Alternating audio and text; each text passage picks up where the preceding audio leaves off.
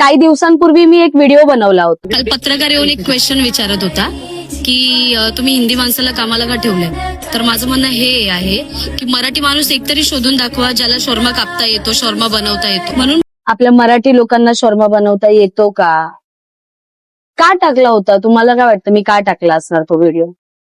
तो व्हिडिओ ह्यासाठी टाकलेला मी की जर जे शॉर्माचा स्टॉल लावताय मराठी लोक, ते त्यांच्या स्टॉलवरती काम करू शकतात, ते दुसऱ्यांच्या स्टॉलवर येऊन काम करू शकतात का? नाही. मला पाहिजे होता खूप.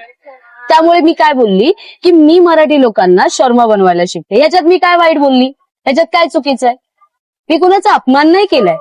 जे माझे अर्धा व्हिडिओ घेताय आणि त्याच्यावर त्यांचा अर्धा व्हिडिओ टाकून मला पूर्ण निगेटिव्ह दाखवतो. तुमच्या निगेटिव्ह दाखवण्याने मी निगेटिव्ह नाही बनणार आहे. किती वाईट बोला. आणि माझ्या नावावर जो फेम घ्यायला बघताय ना तुम्ही, स्वतः काहीतरी करून दाखवा. माझं नाव घेताय मग स्वतःचा व्हिडिओ टाकताय, हेच करू शकतात तुम्ही लोक. ठीक आहे. चांगलं पुढचं जे चांगलं बोललीये ते नाही समजत आहे तुम्हाला? ते नाही बघितलं का तुम्ही? आणि लोक फक्त असं वाटत असेल तुम्ही जर माझा व्हिडिओ अर्धा कापून तुमचा टाकून तुम्ही जर चांगले बनत असेल तर लोक माझा पण व्हिडिओ बघताय. ठीक आहे. माझा पण व्हिडिओ बघताय. लोकांना माहिती मी काय बोलली काय नाही बोलली.